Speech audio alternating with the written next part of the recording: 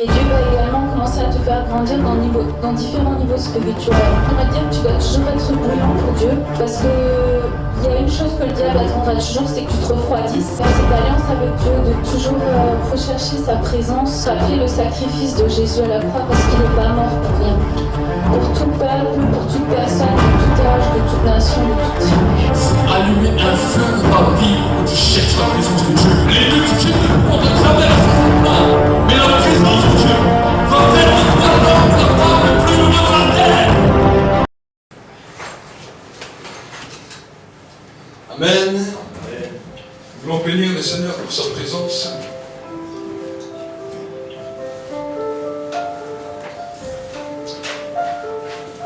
Avant que nous puissions aller plus loin, je vous encourage à ouvrir votre Bible.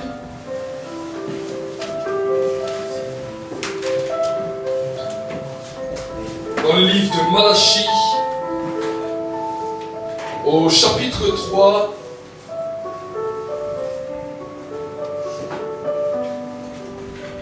et au verset 7, nous allons voir ensemble ce que la parole de Dieu nous déclare. Le livre de Malachie, chapitre 3 et au verset 7. La Bible nous dira la chose suivante. Depuis le temps de vos pères, vous vous êtes écartés de mes prescriptions. Vous ne les avez pas gardées. Revenez à moi et je reviendrai à vous, dit l'Éternel des armées. Et vous dites, en quoi devons-nous revenir? Est-ce qu'un être humain peut-il voler Dieu? Car vous me volez, vous dites, en quoi avons-nous volé? C'est sur la dîme et sur le prélèvement. Vous êtes frappés par la malédiction et vous me frustrez. La nation tout entière. Apportez donc à la maison du trésor toute la dîme afin qu'il y ait des provisions dans ma maison. Mettez-moi de la sorte à l'épreuve, dit l'Éternel des armées, et vous verrez si je n'ouvre pas pour vous les écluses du ciel, et si je ne déverse pas sur vous la bénédiction au-delà de toute mesure.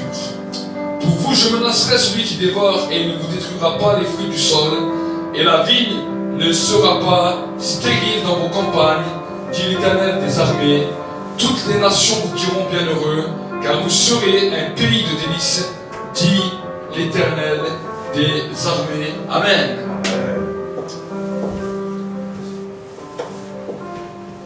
Vous savez, dans la Bible, le Seigneur nous a donné des clés pour toutes les choses. Amen. Il nous a donné des clés pour pouvoir grandir avec lui. Il nous a donné des clés pour pouvoir évoluer dans le monde. Il nous a donné des clés pour pouvoir grandir et marcher chaque jour de nos vies. Mais je veux vous dire que Dieu a aussi regardé sur nos vies ce qui des fois nous touche le plus. Et ce qui des fois nous touche le plus, c'est ce que l'homme des fois n'aime pas toujours parler, ce sont des fois nos finances. Et souvent on peut se poser la question, comment non seulement nos finances peuvent prospérer, mais qu'elles puissent produire un bon fruit. C'est ça aussi qu'on peut se poser comme question. Alors on peut se dire, il y a des gens qui prospèrent aussi sans Dieu. Et c'est vrai. Il y a des gens qui peuvent prospérer sans Dieu et qui peuvent être même très riches et prospérer. Mais la bénédiction, la Bible nous dit de l'Éternel, c'est celle qui est suivie d'aucun chagrin et celle qui enrichit vraiment l'homme. Amen. Ce n'est pas le fait simplement d'avoir des millions sur un compte qui enrichit réellement un homme, mais c'est réellement la bénédiction de l'Éternel qui enrichit et qui n'est suivie d'aucun chagrin. Amen. Vous savez, il y a certaines personnes qui humainement ont peut-être plus d'argent que nous, ont peut-être plus des comptes blindés que nous, mais leur argent, elle est suivie d'un chagrin. Leur argent, elle est suivie d'une peine. Et il y a cette malédiction qui poursuit l'homme et qui fait que l'homme n'est jamais dans une position heureuse, mais que des fois certains prospèrent mais dans un chagrin, dans une chape. Il y a comme une chape sur leur vie, il y a comme un poids sur leur vie, il y a comme des peurs, des angoisses qui suivent cette richesse qu'ils ont. Dieu peut enlever tout genre de malédiction sur nos vies. Non seulement la malédiction de la pauvreté, mais aussi la malédiction de la ruine qui vient pour nous ruiner, qui vient pour nous enlever quand on a quelque chose dans les mains. Et la malédiction du chagrin. Combien de fois l'argent, maman, a détruit la vie des hommes et des femmes à travers le chagrin, à travers le souci du lendemain, à travers le souci des finances, à travers le souci de comment demain sera ma vie ou comment aujourd'hui sera ma vie. Et nous le voyons aujourd'hui tout autour de nous, des hommes et des femmes qui souffrent. Quand les hommes et les femmes, vous les voyez faire la grève manifester dans la rue, c'est toujours une question d'argent. C'est très rare qu'on manifeste pour autre chose que pour l'argent. Pour une reconnaissance ou pour l'argent. C'est les deux choses pourquoi on manifeste. Si tu enlèves la reconnaissance et tu enlèves l'argent, personne ne manifestera jamais dans la rue. Mais la Bible nous dit que pour que nous-mêmes, nous ne puissions pas être soumis à un tel raisonnement, la Bible nous dit que Dieu a prévu quelque chose de glorieux dans son peuple. Il a permis que tu puisses semer pour récolter. Amen. Semer un dixième de tous tes revenus dans sa maison pour que tu puisses récolter aussi. Amen. Alors on peut se dire, oui, mais c'est beaucoup. On te dit un dixième. Vous savez, le 10% ne nous appartient pas sur les prémices. Quand on parle de 10, le chiffre 10 est le symbole de tout. Amen. Quand on parle de 10%, c'est comme si devant Dieu tu avais tout donné, parce qu'en donnant 10% à Dieu, tu lui donnes les prémices. Amen. C'est ce qu'on appelle le dixième. Et quand les hommes ne donnent pas cela à Dieu, quand les hommes ne donnent pas cela à Dieu, c'est comme s'ils gardent quelque chose qui est interdit dans leur vie. Et en gardant l'interdit, ça amène la malédiction. Nous pouvons voir le peuple d'Israël, quand il est rentré en Israël pour conquérir la nation. La première ville qu'ils ont rencontrée, celle qu'on appelle Jéricho. Cette ville, ils n'ont pas pu la prendre. Ils n'ont pas pu la prendre pour eux, mais cette ville était vouée à l'interdit. Cette ville était destinée pour l'Éternel. Amen. Et nous avons pu voir dans la Bible qu'un seul homme a pu prendre de l'héritage qui ne lui appartenait pas. Il a amené non seulement une malédiction sur lui, mais sur toute sa famille. Et j'aimerais vous dire que des fois, quand nous retenons des choses qui sont à Dieu, ça peut être dangereux. Amen. Donc j'aimerais vous encourager à apprendre à libérer ce qui est à Dieu.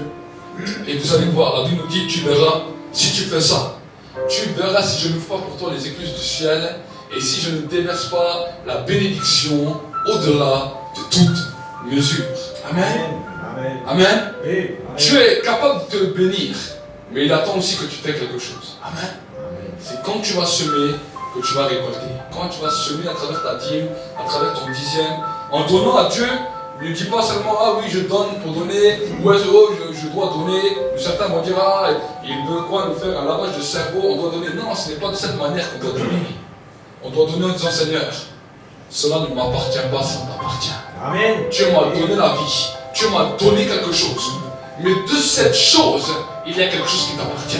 Oui. Et je te rends seulement ce qui t'appartient. Jésus a dit, rendez à César ce qui est à César, oui, et rendez à Dieu ce qui est à Dieu. Amen. Amen. Oui. Quand nous donnons à Dieu ce qui lui appartient, alors à ce moment-là, nous sommes en paix avec lui, parce que nous voulons lui plaire.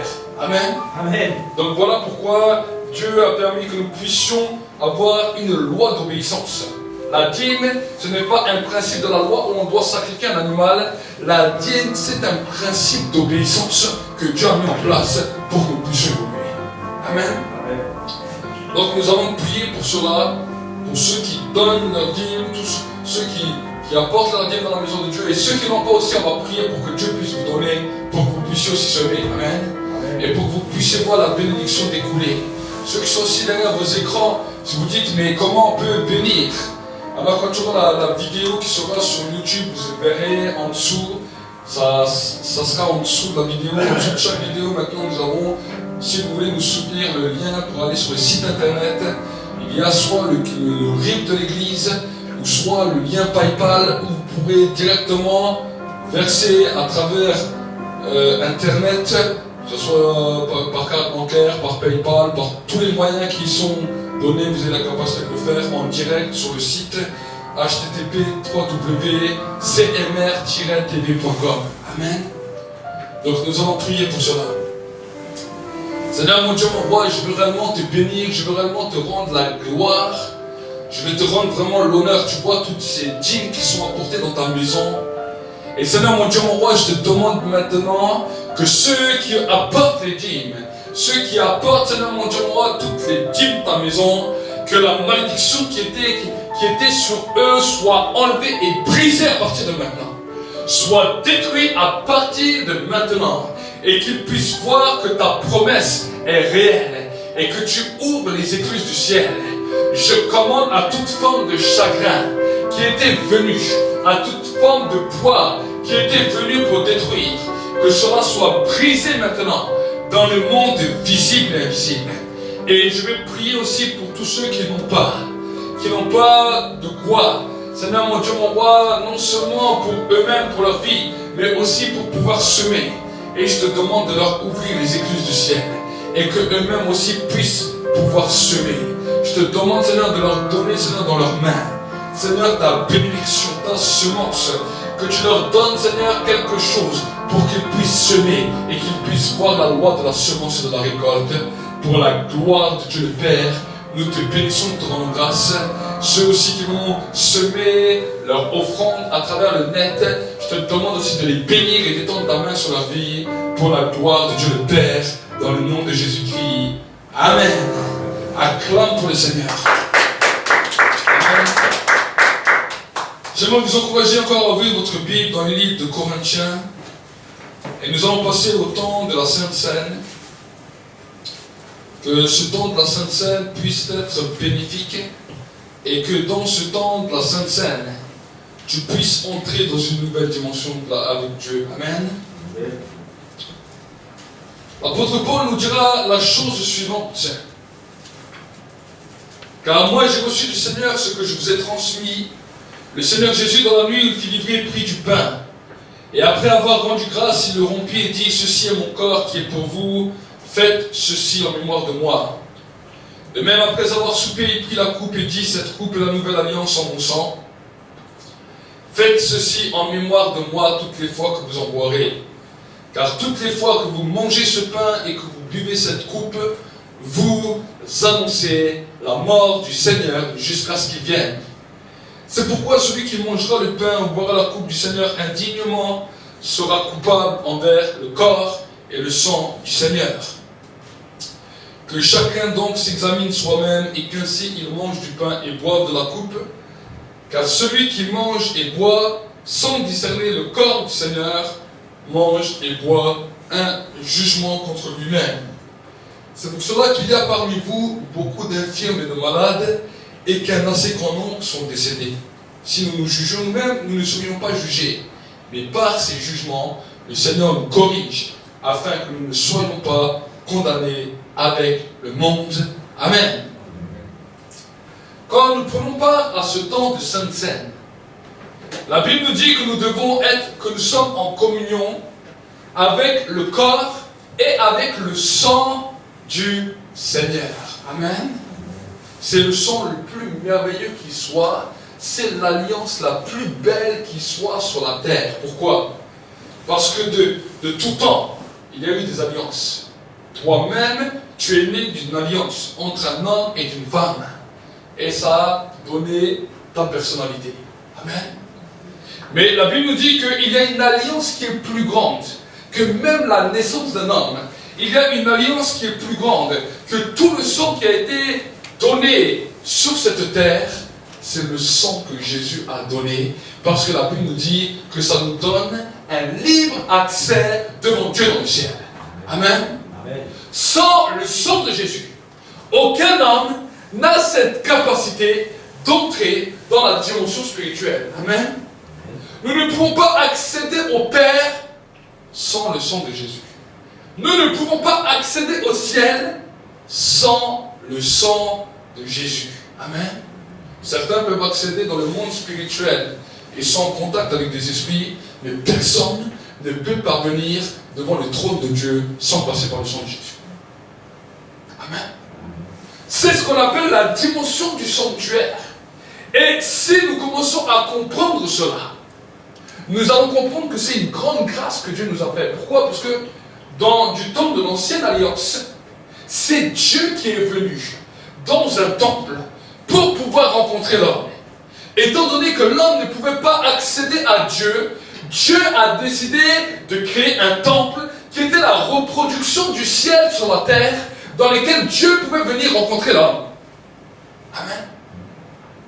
Mais dans même ce temps, nous voyons que l'homme n'arrivait pas à comprendre ce qui était en train de se passer. Donc Dieu, dans son plan et dans sa grâce infinie, il a dit: je vais restaurer le sanctuaire qui était déjà dans le ciel. Je vais restaurer ce temple réel qui était dans le ciel. Mais pour que mes enfants puissent y accéder, il faut qu'il y ait un sang. Amen. Il faut qu'il y ait un sang pur. Et Jésus est venu sur terre pour que son sang puisse couler, afin que nous puissions accéder au ciel. Amen. Les prophètes ne pouvaient pas accéder au ciel comme ça. C'est Dieu qui est venu les rencontrer.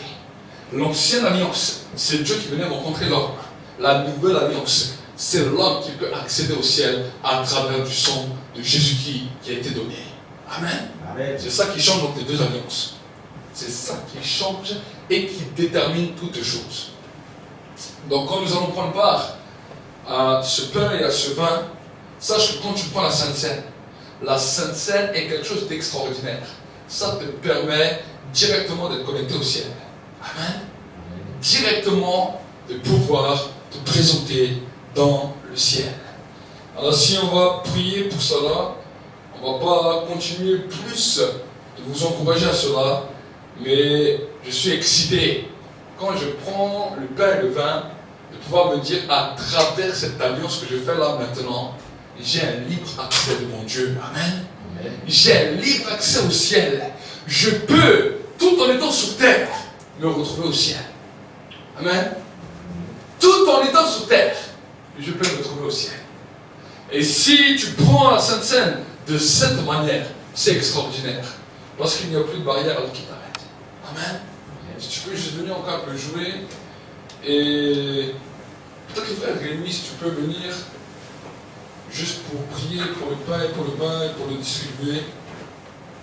Juste là.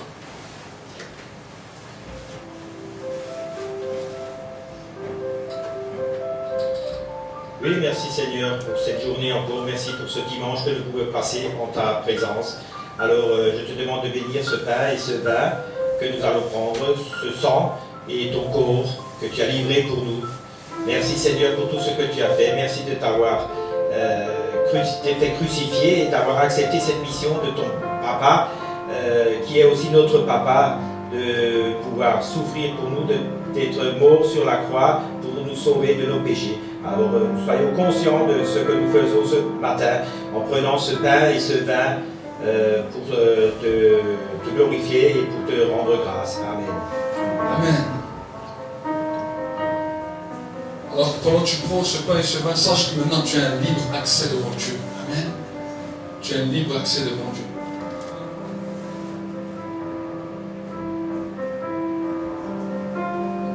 Tu as un libre accès devant Dieu. Tu as un libre accès. Pendant ce temps où tu pries, alors bénis l'Éternel. Élève ta voix là où tu as ta place. Commence à bénir l'Éternel. Commence à bénir l'Éternel pour ce libre accès qu'il te donne.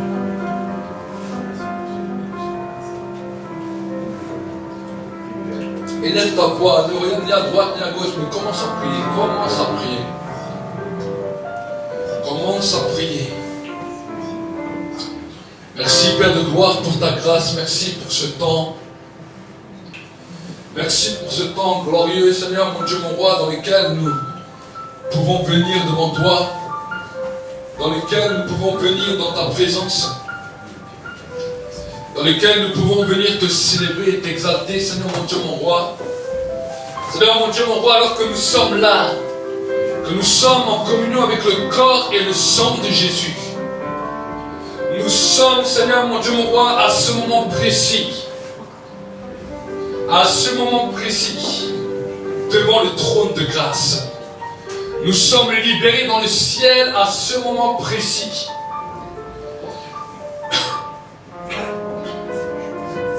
Et Seigneur mon Dieu, mon roi, c'est un temps glorieux. C'est un temps glorieux.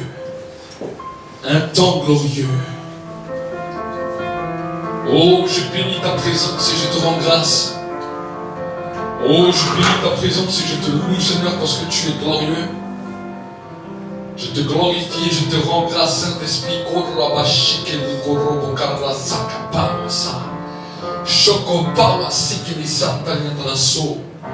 Oh, nous te bénissons, Seigneur, et nous te rendons grâce. Et nous t'exaltons, Seigneur, pour ces temps. Sois béni, reçois la bénédiction de l'Église, Seigneur mon Dieu, mon roi. Reçois la bénédiction de tes enfants encore ce matin. Reçois la bénédiction, Seigneur mon Dieu, mon roi. Parce que c'est toi, Seigneur mon Dieu, mon roi, qui nous a bénis le premier. Nous te bénissons, nous te rendons grâce. Seigneur, dans le nom de Jésus-Christ. Amen. Amen. Acclame pour le Seigneur et que la bénédiction de Dieu soit avec vous. Amen. Amen. Acclame plus fort vraiment pour le Seigneur. Que la bénédiction de Dieu soit avec vous. Amen. Amen. Et nous allons continuer par le temps de la parole de Dieu. Amen. Nous voulons vraiment bénir l'Éternel. Nous voulons vraiment bénir Dieu pour tout ce que Dieu fait, pour tout ce que Dieu continue à opérer et pour tout ce que Dieu continue à faire. Amen. Nous avons vécu une bonne réunion, une très bonne réunion vendredi soir. Et ce vendredi, je vous encourage encore une fois à venir. Nous allons encore veiller, nous allons encore prier ensemble. Amen. Amen. Nous ne le faisons pas en direct parce que nous faisons certaines prières spécifiques. Mais tous ceux qui veulent nous rejoindre, n'hésitez pas, à partir de 20h, nous serons ici. Et nous allons continuer à prier, parce que nous croyons que Dieu répond puissamment à la prière. Amen. Amen. Et nous croyons vraiment que Dieu va vous remplir non seulement de son esprit, mais que vous allez devenir des intercesseurs, vraiment des hommes, des femmes armés pour la prière. Amen. Amen. Armés pour la prière. Dimanche dernier, nous avons vécu aussi un bon culte, mardi aussi, mais dimanche dernier, et j'aimerais donner un témoignage. Il y avait une jeune femme qui était là pour la première fois et qui, pendant le temps de la prière, s'était avancée. Et cette jeune femme aurait dû être opérée et avait rendez-vous le lendemain, c'est-à-dire le lundi dernier, elle avait rendez-vous avec son gynéco pour pouvoir se faire opérer parce qu'elle avait un kyste au niveau de l'utérus. Et son gynéco avait dit qu'en fait, après cette opération, normalement, elle serait stérile.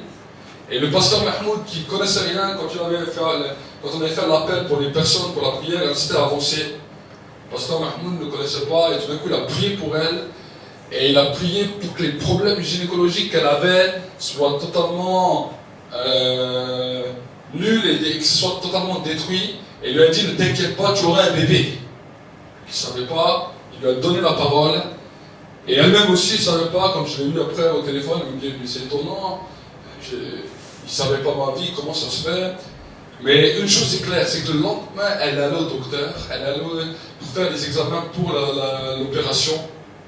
Et quand elle allait faire les examens, non seulement le kyste s'était totalement déplacé et commençait à rétrécir, à se détruire totalement tout seul. Et le docteur ne comprenait plus rien, il faisait des examens, il a refait des examens. Vraiment, il était étonné parce que l'opération n'a pas lieu. Et non seulement elle avait cela, mais elle souffrait aussi de boulimie. Et quand elle est partie de ce lieu, elle a dit qu'elle était totalement libre aussi de la boulimie, que Dieu l'avait totalement guérie et que Dieu l'avait totalement restaurée. Amen. Donc nous voulons vraiment bénir l'Éternel pour tout ce qu'il fait. Si vous avez encore d'autres témoignages que vous avez, n'hésitez pas à venir nous voir, à venir nous les communiquer. Et ensuite nous les donnerons dans l'église. Amen. Amen. Elle me disait encore que c'est la première fois qu'elle venait ici. C'était la première fois qu'elle venait même dans une église. Et elle me dit, ouais, la personne qui l'avait amenée lui avait dit la chose suivante, tiens, prépare-toi, je t'amène, je te fais une surprise. Et il ne lui a pas dit où, il ne lui a pas dit ni où, ni comment, ni quoi. Et il l'a amenée dans ce lieu. Et elle me disait encore, elle me disait, ouais, je croyais que j'allais aller d'abord dans un zoo. Alors je lui ai dit, alors tu as vu des drôles de singes. Amen. Mais elle est venue dans ce lieu et Dieu a opéré des miracles. Amen. Amen. Donc vraiment, quand vous voulez inviter des gens, ne leur dites pas forcément je t'emmène à l'église. Commencez à être différent et à dire je t'emmène quelque part qui va changer ta vie. Je t'emmène à un endroit. Tu n'es pas obligé de lui dire forcément où. Amène-le. Fais-lui la surprise et Dieu le surprendra. Amen. Des fois, on lui dit, si dès que vous lui dites église, lui il va voir le monument, le bâtiment, avec les religieux, et ça n'intéresse personne. Mais invite-le, tu ne lui dis pas où. Tu peux lui dire, je t'invite à une fête, je t'invite à un endroit, pas dans un zoo, bien sûr. mais vraiment invitez-les de manière à ce que les gens puissent être surpris par Dieu. Amen. Ça, ce sont des surprises pour Dieu. Et la sœur me disait encore, c'était la plus belle surprise qu'on m'a fait. Amen. C'était la plus belle surprise qu'on a pu me faire dans ma vie. Amen. Amen. Et nous croyons que Dieu va continuer encore et encore. Amen. Alors aujourd'hui, nous allons continuer à prêcher ce que j'ai commencé à prêcher mardi. Qu'est-ce que j'ai prêché dans le nouveau mardi, ceux qui étaient là? Les 3 ciels. J'ai prêché sur, pas seulement les 3 ciels.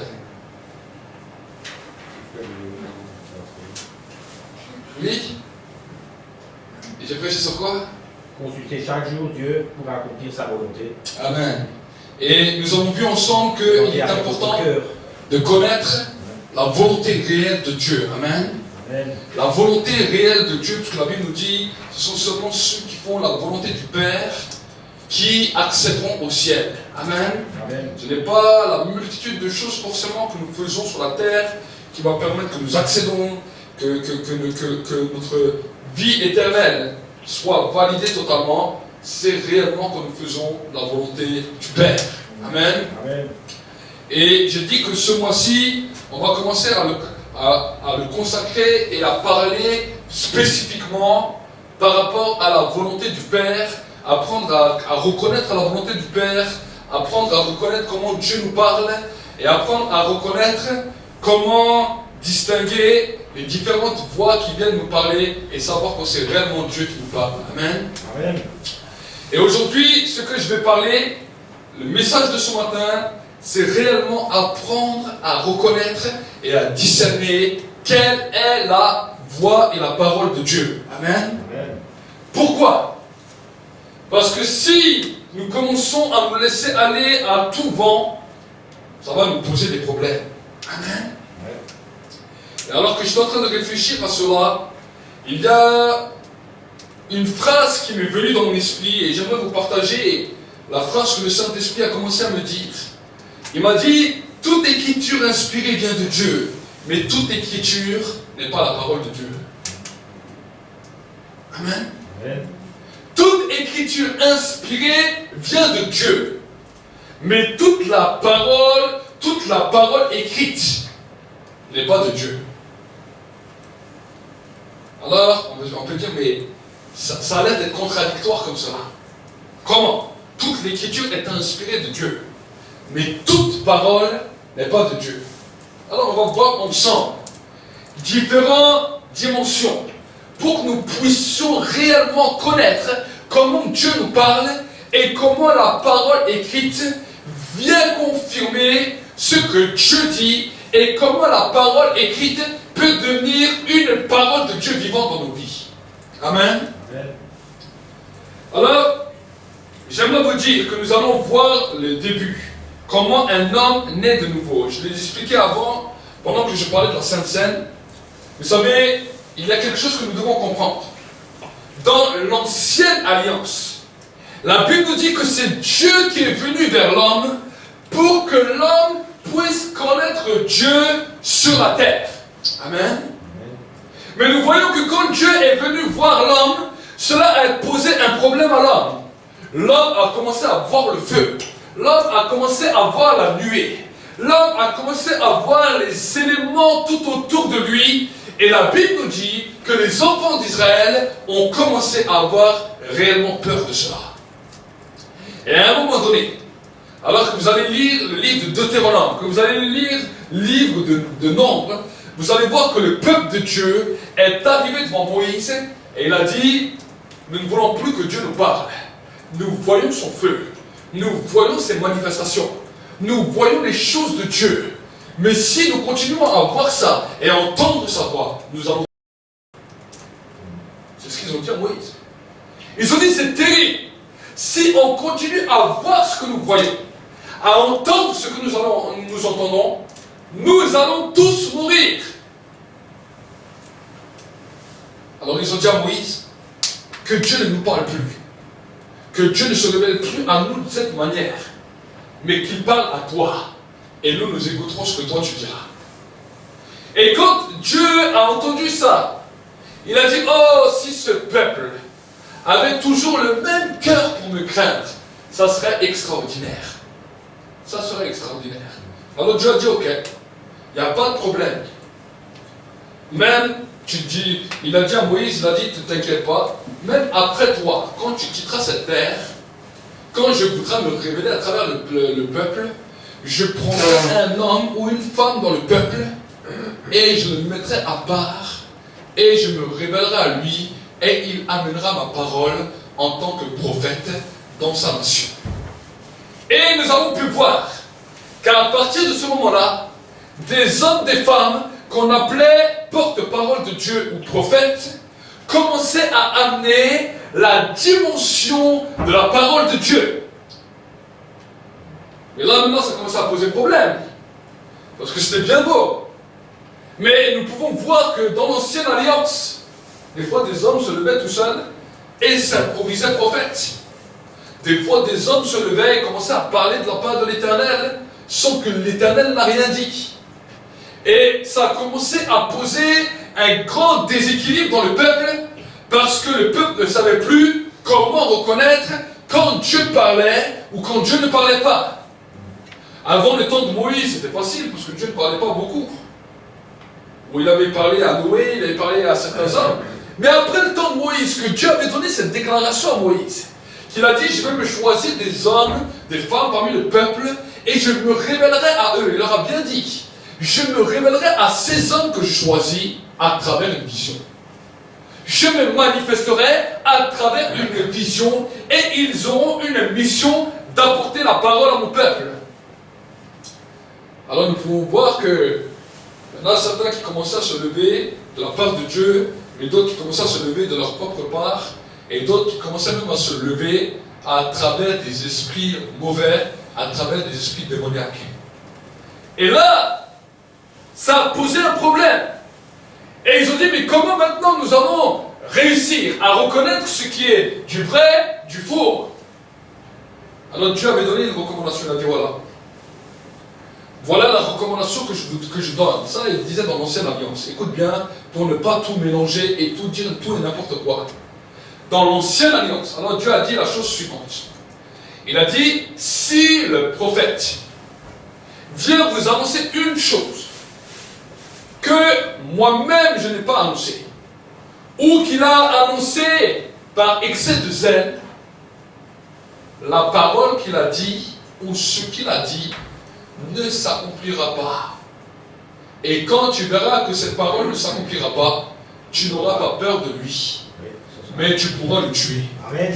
C'est ce qu'il avait dit. Donc quand une telle loi est venue dans la part de Dieu, eh bien, ceux qui commençaient à vouloir prophétiser avec excès de zèle, ou qui n'étaient pas sûrs que c'est Dieu qui leur avait parlé, ça les a calmés tout de suite. Amen. Ça a essayé de les calmer. Ça, c'était dans l'ancienne alliance.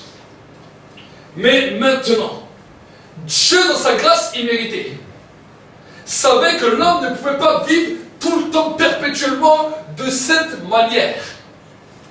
Parce que chaque fois que Dieu se manifestait et que les sacrificateurs devaient entrer en contact avec Dieu, il fallait avoir un sacrifice. Soit des animaux, que le sang coule pour qu'ils puissent entrer en contact avec Dieu. Amen. Mais le sang des animaux ne permettait pas à un homme comme toi et moi de pouvoir accéder au ciel. On pouvait accéder à rencontrer Dieu. On pouvait accéder à connaître partiellement une dimension de Dieu. Mais le sang des animaux ne nous permettait pas d'avoir accès au ciel. Voilà pourquoi il y avait d'abord la tente de la rencontre. Et ensuite, voilà pourquoi Salomon a édifié le temple à Jérusalem pour que le peuple puisse savoir où il doit chercher Dieu. Amen. C'était un endroit de rencontre. Mais voici que quand Jésus est venu sur terre, un jour il parle à la Samaritaine. Il a dit, vous adorez ce que vous ne connaissez pas.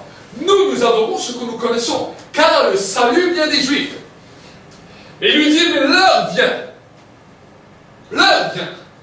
où ce n'est ni à Jérusalem, ni dans une autre ville, que nous allons adorer Dieu, mais l'heure vient où les vrais adorateurs adoreront le Père en esprit et en vérité. Il n'y aura pas un lieu défini. Nous n'aurons pas besoin d'aller à Jérusalem ou en Israël pour chercher la présence de Dieu. Mais dans tous les endroits du monde, nous pouvons rencontrer Dieu. Parce que tous les endroits du monde vont être un endroit propice pour monter au ciel. Amen. Amen. Amen. Amen. Nous ne rejetons pas Israël. Nous ne rejetons pas ce peuple. Nous les bénissons. Mais nous ne sommes pas des religieux à croire que nous devons aller uniquement à Jérusalem ou en Israël pour pouvoir faire un pèlerinage dans le lieu saint et c'est là que nous rencontrons Dieu. Non! Nous ne rencontrons plus Dieu à Jérusalem ou en Israël, mais nous rencontrons Dieu dans tous les endroits à cause du sang de Jésus qui a coulé. Amen. Amen, pasteur. Et la Bible nous dit, nous allons voir ensemble ce que la Bible nous dit pour que nous puissions comprendre et saisir. Amen. Amen. Nous allons lire ensemble le livre des Hébreux.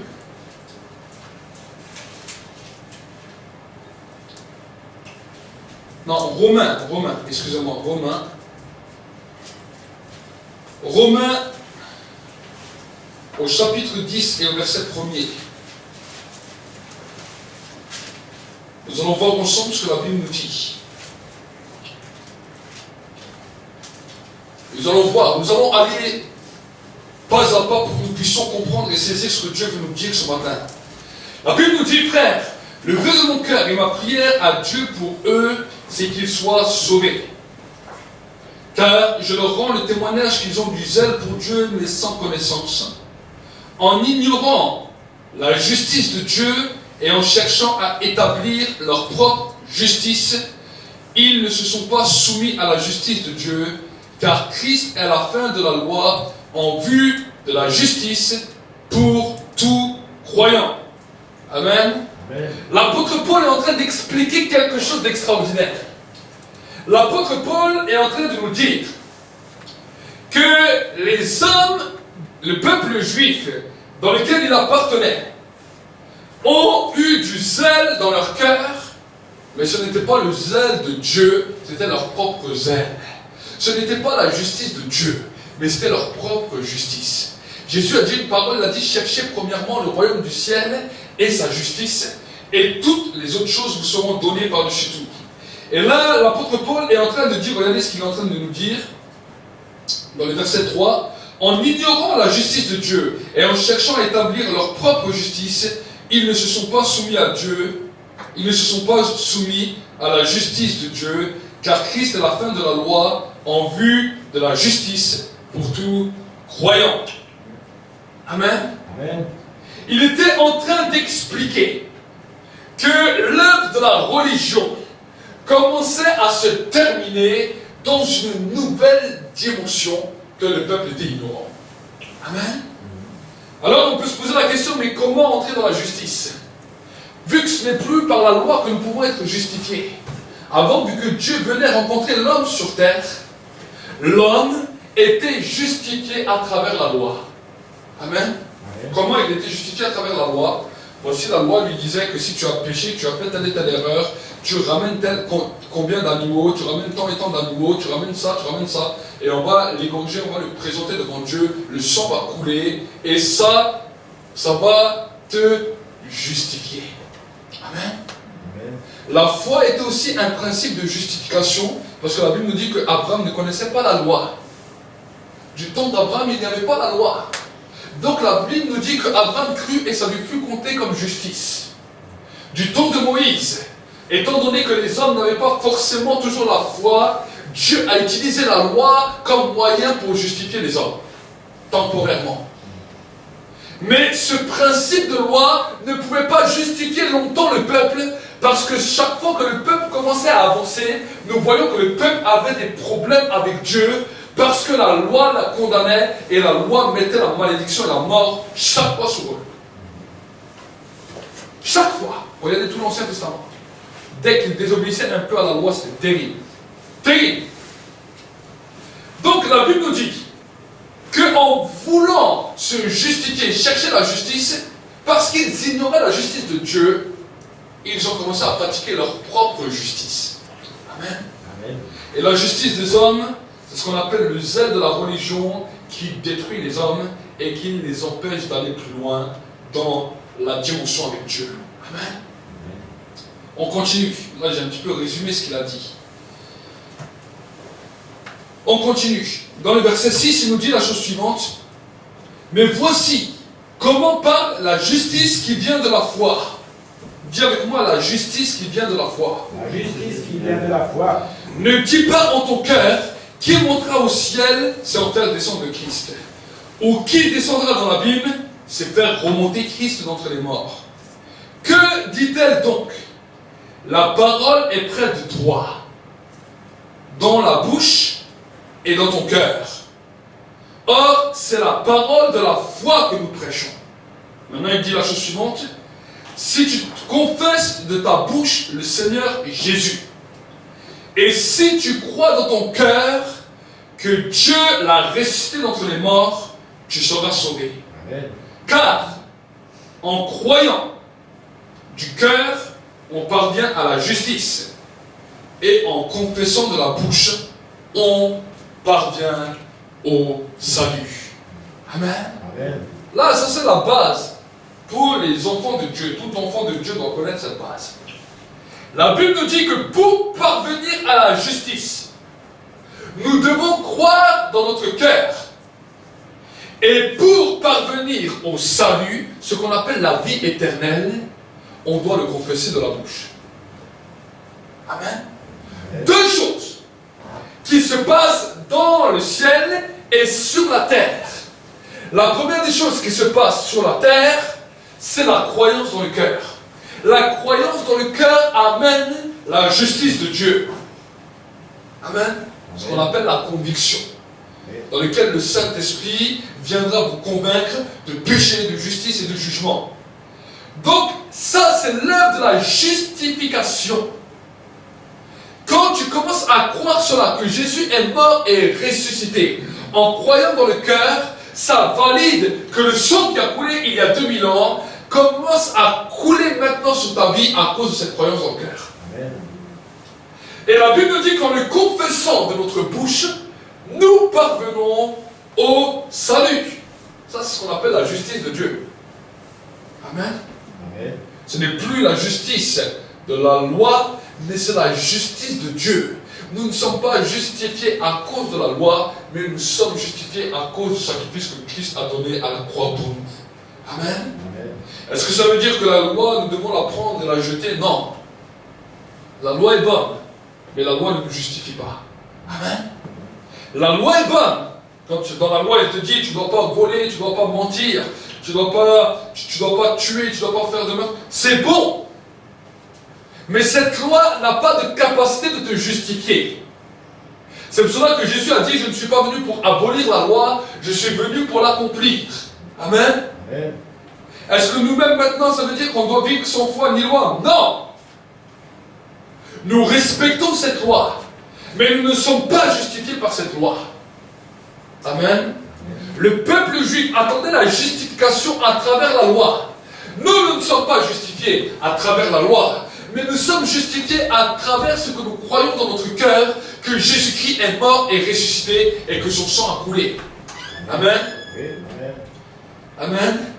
Alors je vais monter. Est-ce que vous voulez qu'on monte un petit peu de niveau? Oui. Là, je parle simplement dans la première des dimensions. Jusqu'à là, c'est facile à comprendre. Mais j'aimerais te dire que la loi n'est pas venue pour des esprits, la loi est venue pour des hommes. Amen. Amen. La loi est venue pour des hommes.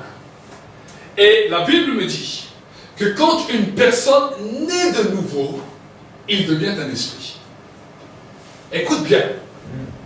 Quand une personne naît de nouveau, il devient un esprit. Pourquoi? Parce que nous ne sommes pas nés ni de la chair ni du sang, mais nous sommes nés d'en haut. Nous sommes nés du Saint-Esprit, nous sommes nés de l'Esprit. Amen. Amen. J'aimerais parler des trois dimensions, de ces trois dimensions pour que vous puissiez comprendre. Amen. Amen. La première des choses, c'est quand nous sommes nés en tant qu'homme. Amen. Chaque être humain sur terre naît d'abord en tant qu'homme.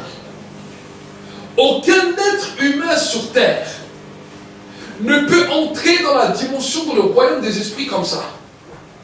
Les gens qui travaillent dans l'occultisme, les gens qui travaillent dans la sorcellerie, eux-mêmes ne deviennent pas un esprit. Écoute bien ce que je suis en train de dire.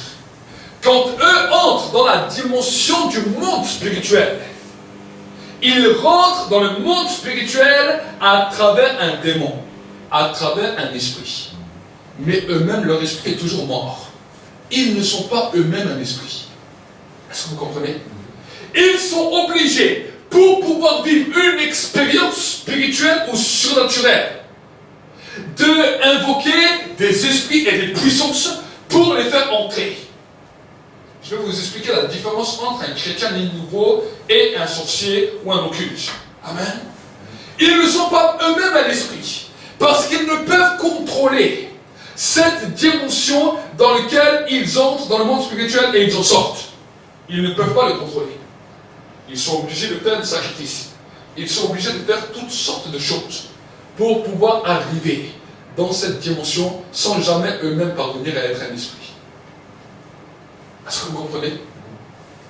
Maintenant, le croyant, celui qui a accepté Jésus comme Seigneur et Sauveur, celui qui est né de nouveau, la Bible nous dit qu'à ce moment-là, lui-même devient un esprit. Lui-même devient un esprit, il naît de nouveau, il naît d'en haut, de sorte que dans le monde visible, il reste un homme, mais dans le monde invisible, il est semblable aux anges et aux esprits. Amen, pasteur.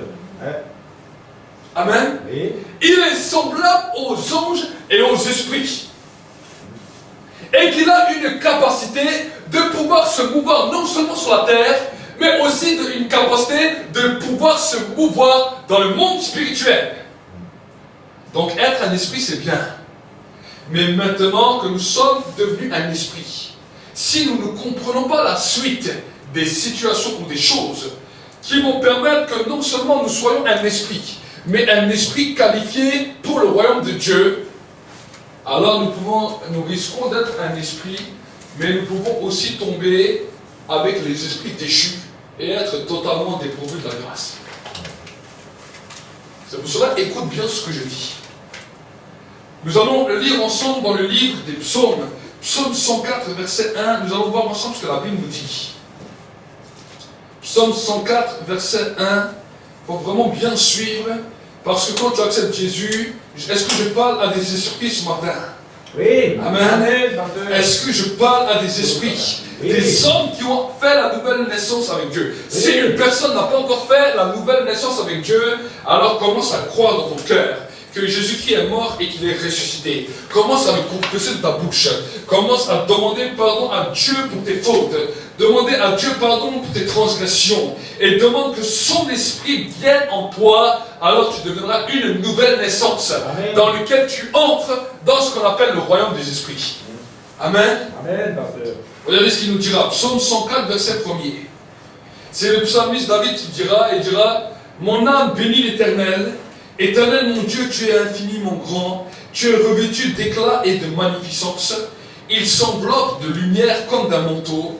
Il étend les cieux comme une teinture. Il fixe les eaux sur sa demeure. Et il prend les nuées pour son char. Il s'avance sur les ailes du vent. Et il fait des vents, des messagers. Dans d'autres traductions, il nous dit, il fait de ses anges des messagers. Et ensuite, il dit, et des flammes de feu, ses serviteurs.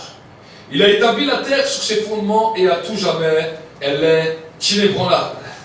Tu l'avais couverte de l'abîme comme d'un vêtement, et les eaux se tenaient sur les montagnes. Elle fuyait devant ta menace, et elle se précipitait à la voix de ton tonnerre. Amen. Amen. Alors je sais qu'on a voulu déjà vous préparer dans cette dimension. Je l'avais expliqué quand j'ai parlé par rapport au feu, que dans le ciel, il s'est passé quelque chose d'extraordinaire. Dieu avait créé tous les anges. Et dans tous les anges, il leur a donné un savoir et une connaissance. Et quand il leur a donné ce savoir et cette connaissance, ce savoir et cette connaissance s'appelle l'onction. Parce que la Bible nous dit que l'onction vous apprend toutes choses. Et quand l'onction se manifeste sur une des créations de Dieu, c'est la lumière de Dieu même qui vient. Est-ce que vous savez? Et la Bible nous dit que quand Dieu a créé les anges, qu'on appelle les archanges, les séraphins, les chérubins, tout le monde angélique, il a libéré sur tout ce monde angélique l'onction, une connaissance, un savoir, dans lequel Lucifer, celui qu'on appelle Satan le diable, celui qui est l'ennemi de nos âmes, la Bible nous dit qu'il était un des archanges dans la maison de Dieu et que lui-même aussi a reçu l'onction. Voilà pourquoi on les appelle aussi les anges de lumière, parce que la lumière, ils l'avaient reçue. Ils avaient reçu un éclaircissement, ils avaient reçu une connaissance dans le ciel, et tous les anges dans le ciel marchaient avec ce manteau de lumière. Amen. Lucifer peut même dire le porteur de lumière. Il portait la lumière de Dieu. Mais voici que Dieu avait dans son conseil, vous savez, chaque fois que Dieu fait quelque chose, il ne laisse rien au hasard. Il aurait pu tout leur donner d'un coup. Et alors là, ça serait été terrible. Parce que s'il leur aurait tout donné d'un coup, aujourd'hui, Satan aurait eu une grande puissance sur la terre et il aurait détruit les hommes d'une manière terrible. Mais Dieu a dit non, je ne donne pas tout d'un coup. Je vais tester. Dieu aime des fois tester. Et Dieu aime regarder si sa création va lui être soumise jusqu'au bout. Il a donné des autorités, il a donné des puissances, il a donné des dominations qui étaient dans le ciel, il avait donné des hiérarchies. Mais voici que la Bible nous dit qu'à un moment donné, celui qu'on appelait Lucifer dans le ciel a corrompu un tiers des étoiles, un tiers des anges qui étaient dans le ciel, et la Bible nous dit qu'ils ont commencé à l'adorer. Ils ont commencé à l'adorer lui. Dieu a dit, ok, j'ai fait mon test. 1 sur 3 des anges a désobéi à ma parole, a désobéi à mon conseil, a désobéi à ma connaissance, a désobéi à ce que je leur avais communiqué. Donc il les a éjectés du ciel et ils sont tombés sur la terre. La terre qui était informe et vide, voici qu'il les a jetés dessus. Mais la Bible nous dit, à ceux qui sont restés, 2 sur 3 des anges, qui sont restés dans le ciel, il a dit, parce que vous êtes restés, et parce que vous avez su résister à ceux qui vous accusaient, à ceux qui venaient pour vous déstabiliser, à ceux qui venaient pour essayer de vous éloigner de la connaissance que vous avez reçue à travers l'onction. À cause de cela, je fais de vous mes serviteurs, et je fais de vous des flammes de feu. Satan regardait. Ils avaient tous la lumière. Ils avaient tous la lumière. Ce que Dieu lui avait donné, il l'a encore gardé. Voilà pourquoi il peut se présenter comme ange de lumière. Voilà pourquoi un démon peut se présenter devant les hommes de manière resplendissante avec la lumière. Mais ceux qui étaient en train de se distinguer avec les anges qui avaient tenu ferme au ciel, c'est qu'eux-mêmes étaient remplis de feu. C'était des êtres de feu, contrairement aux anges qui ont été éjectés du ciel. Et quand Satan a vu ça, il était enragé, parce qu'à ce moment-là, il a compris que jamais il ne pourrait expérimenter la dimension du feu qui allait faire exploser en gloire sa lumière. Mais il avait compris à ce moment-là que le seul temps où il goûterait au feu, ce sera le jour de son jugement éternel en enfer. Chaque fois que le Père parlait au ciel, il voyait que des paroles du Père se manifestaient le feu. Chaque fois que le Père se levait, il voyait le feu. Et il disait, la seule chose qui ne permet pas que je ressemble à Dieu, c'est que le feu ne m'a jamais atteint. Mais quand il a vu que Dieu a fait cela de ses anges avaient des erreurs, la Bible ne dit pas qu'ils étaient parfaits. La Bible nous dit qu'il a même trouvé des erreurs dans ses anges. Certains avaient des erreurs, ils n'étaient pas tout parfaits, mais à cause de leur obéissance et de leur détermination, ils sont devenus des êtres de feu dans le ciel. Amen. Amen. Et là, Satan était enragé. Il était enragé. Et la Bible nous dit que quand Dieu a créé l'homme, il l'a créé à son image et à sa ressemblance. Voici que Dieu a créé l'homme avec une dimension de création. Une dimension dans laquelle l'homme pouvait se surpasser. L'homme était supérieur aux anges parce que non seulement il était esprit, mais il était aussi matériel. Amen. Il était aussi physique.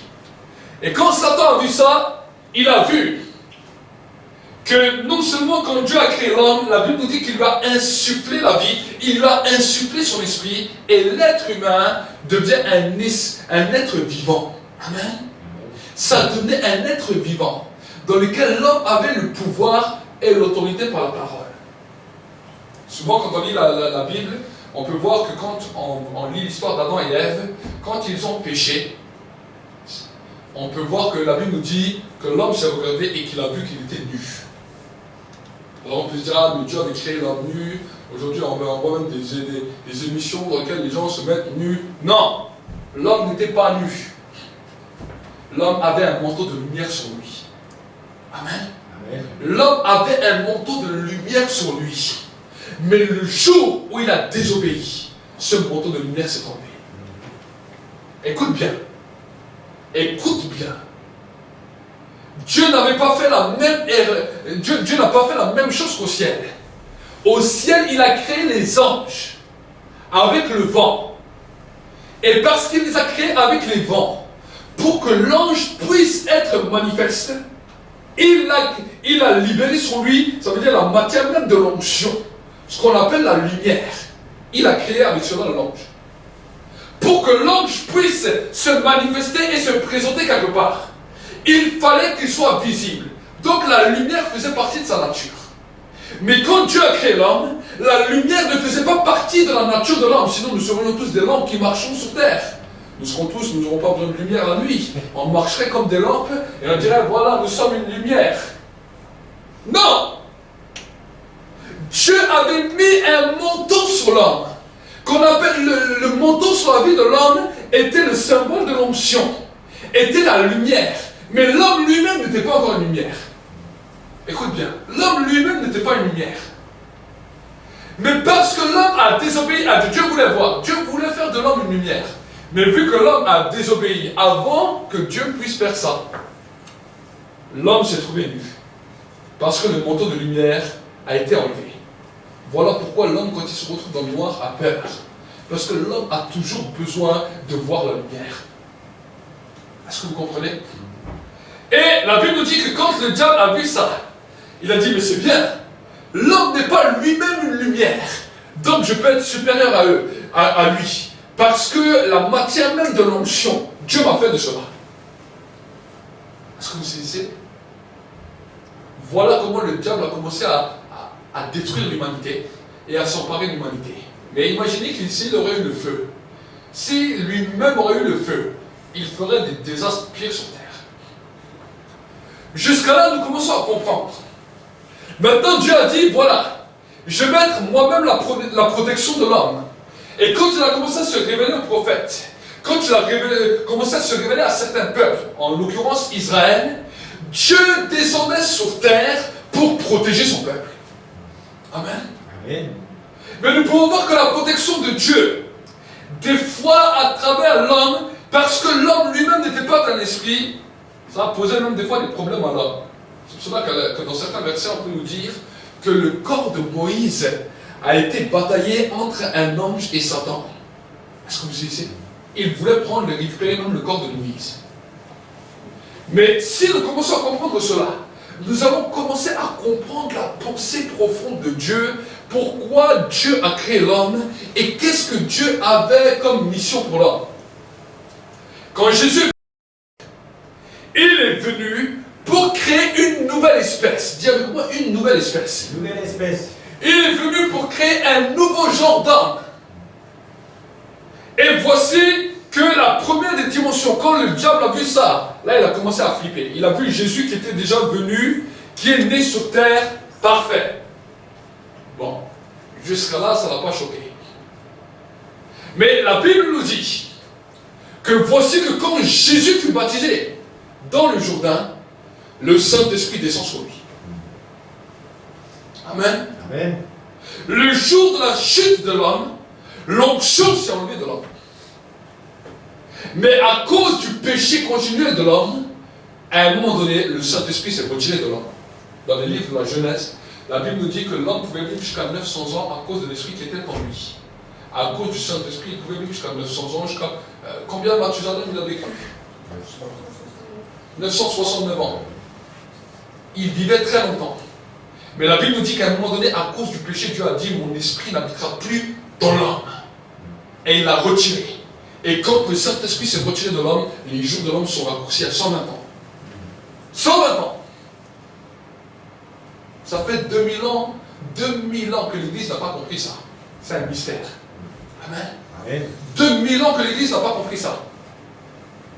Jusqu'au jour où Jésus vient sur terre, il n'y a plus aucun homme sur terre en qui l'Esprit habitait. Écoutez-moi bien.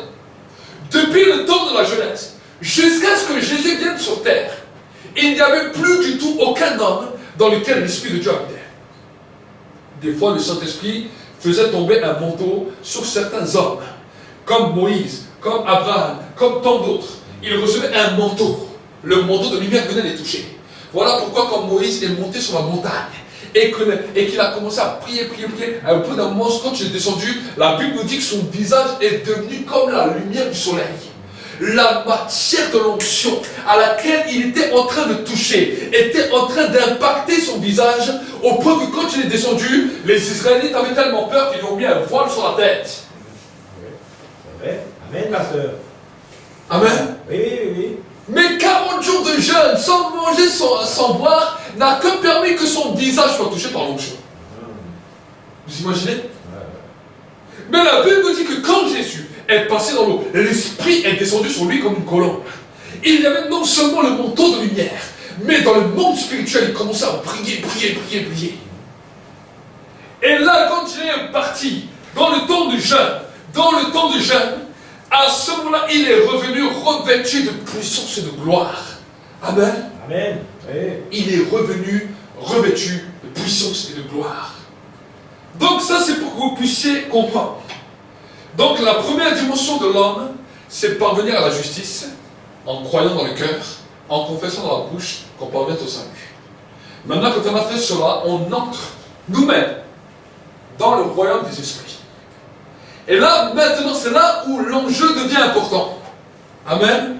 Amen. Pourquoi? Parce que dans la dimension de l'esprit, nous devons passer par l'élection, comme les anges sont passés par l'élection. Et la Bible nous dit que le seul principe de savoir que vraiment nous sommes passés dans l'élection, c'est quand nous sommes baptisés du feu. Amen. Amen. Voilà pourquoi Jean-Baptiste a dit, il vous baptisera du Saint-Esprit. Et de feu. Et de feu. Amen, pasteur. Amen. Oui. Ça veut dire quoi? Ça veut dire que ce n'est pas simplement le simple fait d'avoir été rempli du Saint-Esprit, d'avoir parlé de nouvelles langues. Ça, c'est le manteau de lumière. Le feu est différent. Amen. Amen. Le feu est différent. Parce que si simplement le manteau de lumière vient sur nous, mais que nous ne comprenons pas quelle est la dimension du feu, nous pouvons être semblables à des démons et passer, quand nous passons l'au-delà, que le ciel nous est fermé totalement. Voilà pourquoi, quand la Bible nous dit, quand Jésus a choisi ses disciples, il a dit, l'un de vous est un démon. Il parlait de Judas. Pourquoi il a dit que l'un de vous est un démon? Parce qu'il savait, pas parce que Judas l'a trahi, c'est pas la question. Pierre l'a aussi renié. Il n'a pas dit de Pierre que c'est un démon. Il a parlé de Judas. Parce que Judas, dans la dimension de l'esprit, il pouvait manifester les dons spirituels. Il pouvait chasser les démons. il pouvait imposer les mains aux malades, les malades étaient guéris. Mais la voix qui l'écoutait, la révélation qui se manifestait à lui, n'était pas Dieu, mais était Satan. Voilà pourquoi quand il s'est énervé, quand il a vu Marie de Magdala qui est venue avec le vase d'albâtre, verser le parfum sur les pieds de Jésus, il a dit, mais on aurait pu donner ce parfum aux pauvres. On aurait pu vendre ce parfum et le donner aux pauvres. Et la Bible nous mentionne bien qu'il disait cela parce qu'il était trésorier et il était voleur. Donc la voix qu'il écoutait continuellement, qui le faisait même se manifester, ou le faisait même parler, n'était pas la voix du Saint-Esprit, mais elle était la voix d'un démon. Voilà pourquoi Jésus a dit à un moment donné, quand il a pris le dernier repas avec eux, il a dit, celui qui va mettre le plat avec moi, c'est lui qui va me le livrer. Quand il a donné le pain, la Bible nous dit que Satan est entré dans Judas. Amen. Mais il avait déjà son plan. Amen. Satan est entré en lui. Parce que la voix que tu vas entendre, c'est elle qui va te saisir et qui va déterminer ton avenir. Voilà pourquoi l'apôtre Paul nous dit, ne mettez pas foi à tout esprit, mais éprouvez-les. Amen. Amen. Voilà pourquoi l'apôtre Paul nous dit cela. Alors, quand vous commencez à comprendre ça, vous allez voir que ce n'est pas anodin et que vraiment, il faut vraiment dans toutes les situations connaître la volonté de Dieu. Amen. Amen. Donc, pourquoi je vous ai dit qu'il faut rechercher le feu? Parce que quand le baptême de feu vient, vous allez reconnaître et saisir que toute révélation ne vient pas de Dieu. Que toute parole ne vient pas de Dieu. Mais vous pourrez reconnaître quand Dieu parle et quand Dieu ne parle pas. Amen. Amen. Pourquoi? Alors pourquoi on s'entraîne à lire la Bible tous les jours à haute voix? Pourquoi? Parce que dans le temps de la parole, à un moment donné, le feu va commencer à s'embraser en nous. Au début, on reçoit la lumière. Ça veut dire que tu commences à lire la Bible, tout d'un coup, tu commences à avoir des révélations. Tu peux avoir des rêves. C'est très bien. Mais tout rêve et toute révélation perd toujours attention. Amen. Ce n'est pas parce que nous recevons forcément un rêve ou une compréhension de quelque chose que c'est forcément Dieu qui est derrière. Comment nous pouvons développer cela? Quand la lumière commence à se manifester, c'est quelque chose d'extraordinaire. C'est normal, tu es un esprit. Tu es un esprit. Tu commences à chanter, tu commences à louer. Le Saint-Esprit te remplit. Mais maintenant, il y a la première dimension, qu'on appelle la première dimension prophétique, qui est réservée à tout homme. C'est ce qu'on appelle le chemin de l'obéissance. Amen. Amen. L'obéissance à la parole de Dieu, la Bible nous dit, vaut mieux que tous les sacrifices. Amen. Amen. Donc alors certains me disent, oui, mais comment je suis sûr d'obéir? Déjà, nous avons certaines règles dans lesquelles nous devons obéir. La Bible nous dit, celui qui croira, qui sera baptisé, sera sauvé. Celui qui ne croira pas, sera condamné. D'autres règles, comme nous avons vu avant, sur le principe des dîmes, sur le principe des offrandes, il y a toutes sortes de principes que Dieu nous demande de pouvoir mettre nous-mêmes en pratique. Si déjà nous n'arrivons pas à obéir à ces choses-là, comment tu vas arriver à obéir au reste? Amen. Quand maintenant nous avons commencé à obéir, à entrer dans cette dimension d'obéissance de Dieu, nous entrons dans ce qu'on appelle le deuxième niveau. Amen. Amen. Le deuxième niveau de la prophétie, dans lequel cette dimension ne vient pas forcément de la parole écrite, mais elle vient du monde spirituel. Vous savez que quand Dieu parle, Dieu le dit, mais souvent ensuite les gens se posent la question, oui, mais Dieu répète 50 fois les choses. Dieu ne répète pas 50 fois les choses. Dieu parle une fois. Mais quand Dieu parle, la Bible nous dit que sa voix est semblable à des grandes eaux. Ça veut dire que sa voix retentit, résonne. Et c'est comme il y a un écho dans le monde spirituel, dans lequel les anges de Dieu l'entendent, dans lequel les démons l'entendent, et dans lequel ceux et celles qui entrent dans cette dimension de l'esprit l'entendent aussi. Voilà pourquoi quand nous sommes dans l'église, quand nous louons, quand nous adorons, nous pouvons recevoir et percevoir les pensées de Dieu, les dimensions de Dieu, parce que la voix de Dieu résonne comme un écho. Et quand on entre dans le monde spirituel, voici qu'on entend ce que Dieu dit, On ressent ce que Dieu dit, et quand on le manifeste, la parole que Dieu a dit au ciel se manifeste sur la terre aussi. Amen. Amen. Là, je vous parle un peu technique pour que vous compreniez. Mais la Bible nous dit que voici que Dieu a parlé, que Dieu parle, mais que les esprits aussi parlent. Et que des fois, on a entendu ce que Dieu dit, et ils viennent déformer ce que Dieu dit. Regardez, pour que vous puissiez comprendre, Jésus est entré dans l'eau, il est sorti, il était rempli du Saint-Esprit. Qu'est-ce qui a fait de lui le changement? La Bible nous dit qu'il s'est retrouvé dans le désert, en train de jeûner et prier. Mais la Bible nous dit que d'une part, il y a le Saint-Esprit qui lui parlait, mais d'autre part, le diable venait aussi lui parler, et d'autre part, sa pensée venait aussi lui parler. Sa pensée venait lui dire par son ventre, Jésus, tu as faim. Regarde, le ventre commençait à grogner, il commençait à parler. Regarde, tu as faim. Et le diable, en voyant cela, a pris une des paroles de Dieu, et il est venu lui dire, mais si tu es fils de Dieu, ordonne à ces pierres de devenir du pain. Il est venu lui apporter un message. Jésus qui savait comment reconnaître la parole du Père. Parce que le feu n'était pas là. Il a refusé de se soumettre à cette voie. Parce qu'il savait que s'il se soumettait à cette voie, celui qui allait le posséder demain, ça allait être Satan. Écoute-moi bien. Voilà pourquoi le message est important. Et voilà pourquoi nous ne pouvons pas mettre foi à tout esprit. Si nous sommes habitués au feu de Dieu, et que nous passons du temps dans la prière, mais que dans toute la prière, ce n'est pas à toute pensée ou à toute parole que nous allons mettre foi, mais que quand maintenant Dieu parle et que le feu brûle en nous, que là nous disons, Seigneur, c'est dans cette parole que j'investis, le Saint-Esprit nous remplit encore. Amen. Amen. C'est pour ça que la Bible nous dit, ne mettez pas foi à tout esprit. Tu peux lire la Bible. En lisant la Bible, tu peux recevoir plein de révélations. Vous savez, des fois, les gens, un verset A, ils reçoivent une révélation, une autre. Et ils reçoivent une autre révélation, une autre. C'est pas comme ça qu'il faut essayer de comprendre ou de chercher les révélations de la Bible. Parce qu'en faisant cela, on peut se tromper. Est-ce que vous savez? Continue à lire ta Bible. À un moment donné, quand le feu embrasse ton cœur, quand le feu te saisit, arrête-toi. Là, Dieu vient de parler. Tant que cela ne se produit pas, on peut avoir toutes les pensées du monde. Ça peut être tes pensées, ça peut être les pensées d'un démon. Tant que cela se passe, continue à lire. Continue à lire. Lire même à haute voix.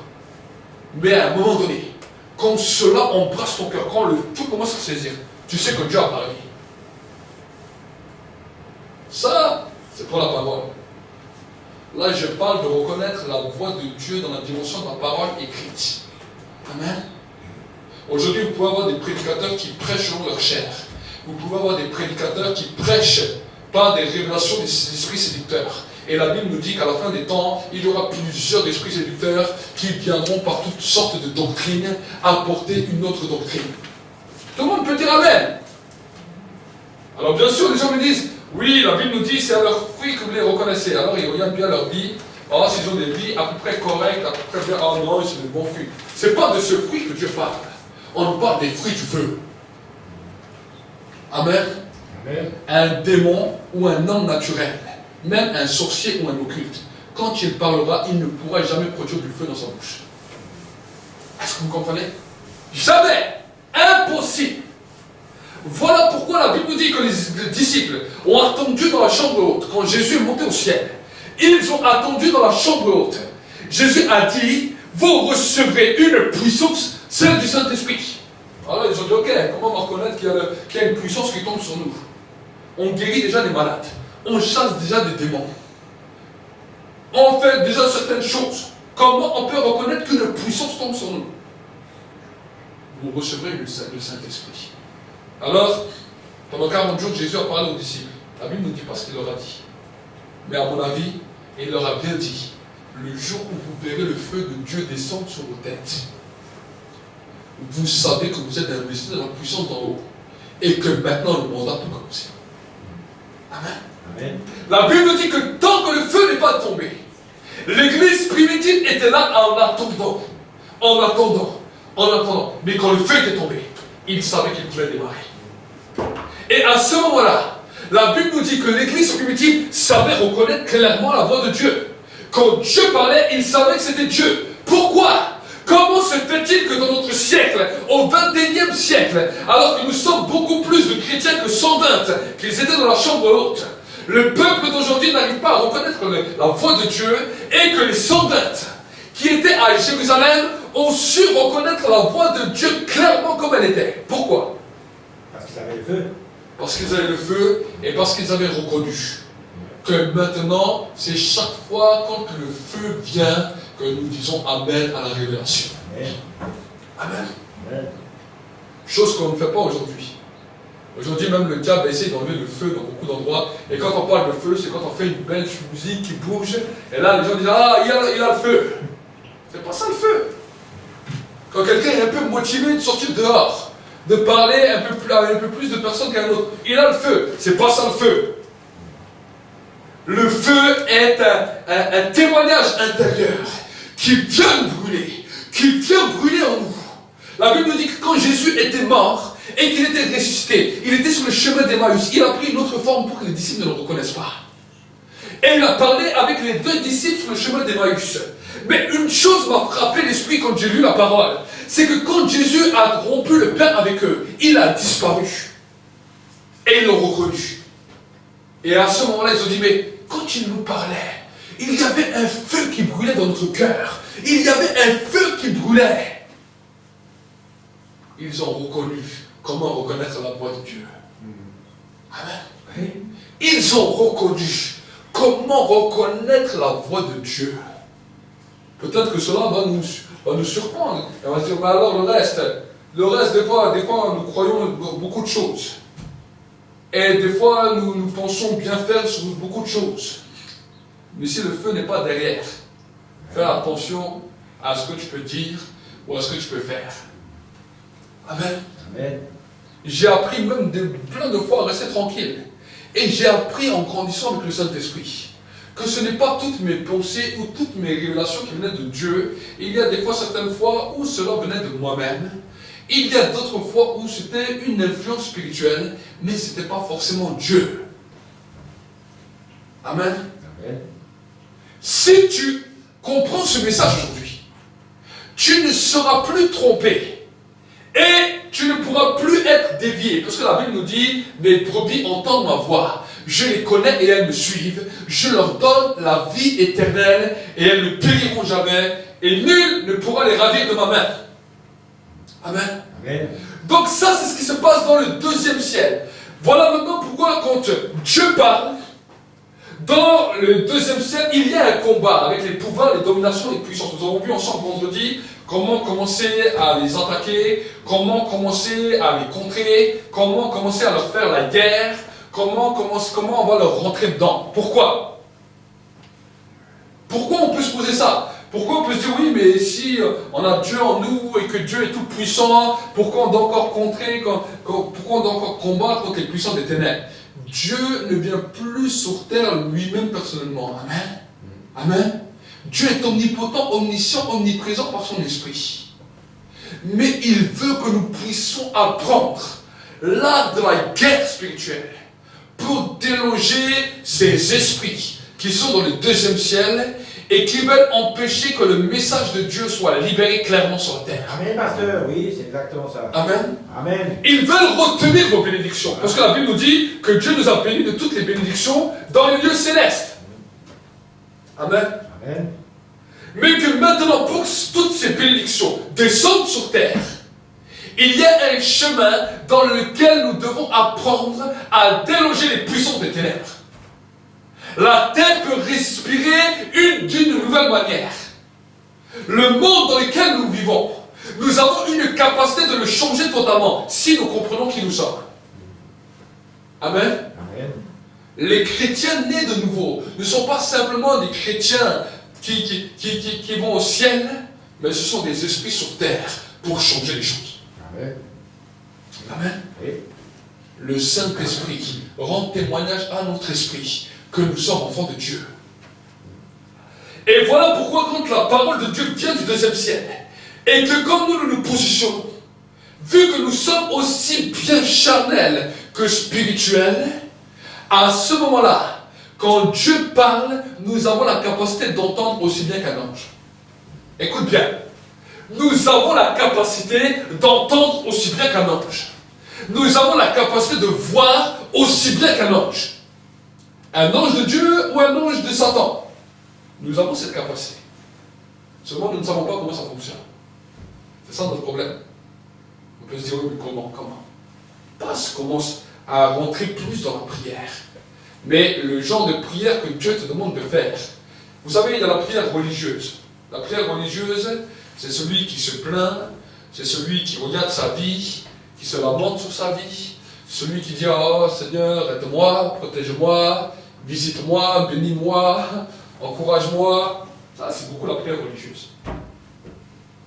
La prière d'un esprit, c'est tu entres en contact avec un esprit plus grand que toi qu'on appelle le Saint-Esprit. Et à ce moment-là, tu lui dis comment pouvons-nous faire ensemble pour maintenant gagner du terrain. Comment pouvons-nous faire ensemble pour bouleverser l'endroit où je suis. Comment pouvons-nous faire ensemble pour changer la donne. Amen. Amen. Ça, c'est la prière de quelqu'un qui est né de nouveau. Amen. Ça, c'est la prière de quelqu'un qui est né de nouveau. En tant que dans la chair, nous pouvons faire des erreurs, oui. Nous demandons pardon, oui. Mais maintenant, l'apôtre Paul nous dit que les choses anciennes sont passées, toutes choses deviennent nouvelles. Nous pouvons voir l'apôtre Paul qui peut aller voir le ciel. Il dit c'est dans mon corps ou hors de mon corps, je ne sais pas. Mais il peut arriver dans le ciel et il peut revenir sur terre. Il peut voir Jésus et il peut continuer sa marche avec Dieu sur terre. Je peux se poser des questions. Philippe, il vient à un moment donné. Il parle à un Éthiopien. Il le baptise, il disparaît d'un coup. Il se retrouve à un autre endroit. Amen. Ils sont entrés dans une nouvelle dimension. Une nouvelle sphère, parce qu'ils savaient comment agir en tant qu'être spirituel. Les apôtres avaient travaillé sur cela. Les apôtres donnaient cet enseignement. Ce qu'on appelle l'enseignement de l'église primitive. C'est la dimension de comment reconnaître Dieu et comment marcher en tant qu'esprit sur terre. Dimension d'esprit, oui. Amen, pasteur. Amen. Oui, amen. Pierre en prison, les chaînes peuvent tomber. Un ange vient, il dit voilà, je suis ton simple compagnon, viens, suis-moi. Il n'avait pas tout de suite compris. Il se lève, les chaînes elles tombent. Les gars, ils dorment. Ils sortent de la prison comme ça. Amen. Nous devons comprendre et saisir les choses. Amen. Amen. À un moment donné, on va plus loin. Ils enchaînent les apôtres. Les apôtres qui avaient prêché, ils les mettent en prison. Voici que la même chose se passe. Dieu les fait sortir de prison. Et là, le lendemain, ils se retrouvent en train de prêcher dans le temple. Et quand les soldats les cherchent, ils disent mais ils sont où? Ils sont là-bas en train de prêcher. Comment ils sont sortis? On met Paul et Silas en prison. Les murs commencent à bouger. Parce que l'homme croyait arrêter l'homme. Mais il n'avait pas compris qu'il arrêtait des esprits. Amen. Amen. Ouais. Amen. L'homme pense pouvoir faire la guerre à l'homme. C'est pour ça que l'apôtre Paul a dit, nous n'avons pas à lutter contre la chair et le sang, mais contre les principautés, les dominations, les puissances, et les autorités, et les esprits méchants qui sont sur la terre et dans le lieu céleste. Amen. Amen. Et le troisième niveau, le plus haut, c'est le niveau où Dieu réside. Amen. Amen. Amen. C'est le niveau où Dieu réside. Si un homme comprend qu'il est esprit et que le feu l'embrasse, qu'il devient un serviteur, il a une capacité non seulement d'être sur terre, non seulement d'entrer dans le deuxième ciel pour un petit peu raqueter les démons qui sont sur son passage, mais aussi d'entrer dans le troisième ciel, là où il y a les anges de Dieu et là où Dieu réside. Amen. Amen. Et des fois, je regarde l'église et j'ai l'impression que même pas le premier niveau n'a réussi à le passer. Est-ce que vous savez? Même pas des fois le premier niveau. C'est pour ça que l'apôtre Paul a dit, depuis le temps, vous devriez être des maîtres. Mais on a encore besoin de vous enseigner au lait. Oui. Amen. Moi, je dois encore être enseigné. Amen. Nous avons besoin de grandir. J'ai grandi. Nous avons besoin de grandir. Oui. Donc vraiment, c'est pour ça que le feu c'est important. Amen. C'est pour ça que j'insiste souvent sur le feu et je vous demande vraiment de chercher cela. Vous savez, quand au début je me suis converti, je ne connaissais pas beaucoup de choses, la parole de Dieu. Je lisais la parole, mais quand je cherchais les choses, ensuite je voyais dans la Bible, il demandait des dons spirituels. Alors je soupirais aux dons spirituels, j'aspirais aux dons spirituels. Mais un jour, la frère m'a dit, demande le feu à Dieu. Je dis, c'est quoi le feu? Il me dit, demande-lui. Lui, il n'arrivait pas à me l'expliquer. Et moi, j'ai commencé à demander le feu, à demander le feu, à demander le feu. Au moins 2-3 mois, je demandais le feu. Mais le jour où le feu est descendu sur ma vie, je me souviendrai toujours. Je crois que c'était au mois de juin 2004. 2004. Le feu est tombé sur ma vie, ça a changé, ça a bouleversé ma vie jusqu'à toujours. Jusqu'à aujourd'hui. Et je me souvenais quand au début, je ne comprenais pas ce qui se passait. Quelqu'un venait et me donnait une parole de Dieu. Et que cela venait vraiment de Dieu, ça me brûlait dans le corps entier. Et ça me secouait le corps entier. Je me dis, mais qu'est-ce que c'est? D'autres venaient me parler. Des fois, ça me faisait rien, ni chaud ni froid. D'autres venaient me parler. Je sentais du froid, je sentais quelque chose de mauvais. Je dis, mais je ne comprends pas. Mais chaque fois qu'une personne était inspirée par Dieu ou qu'il prêchait dans la dimension de Dieu, j'arrivais même pas à me contenir. Le feu brûlait partout.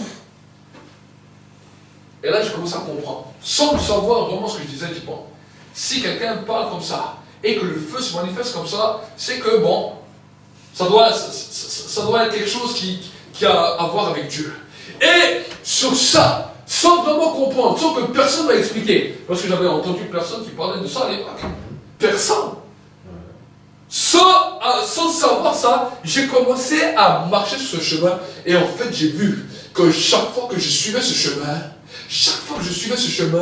Dieu manifestait et répondait toujours favorablement à sa parole. Amen, pasteur. Amen. Ouais. Et avec le temps, le Saint-Esprit a commencé à m'enseigner les choses pour que je puisse expliquer au peuple de Dieu réellement comment ils doivent marcher avec Dieu pour comprendre les choses.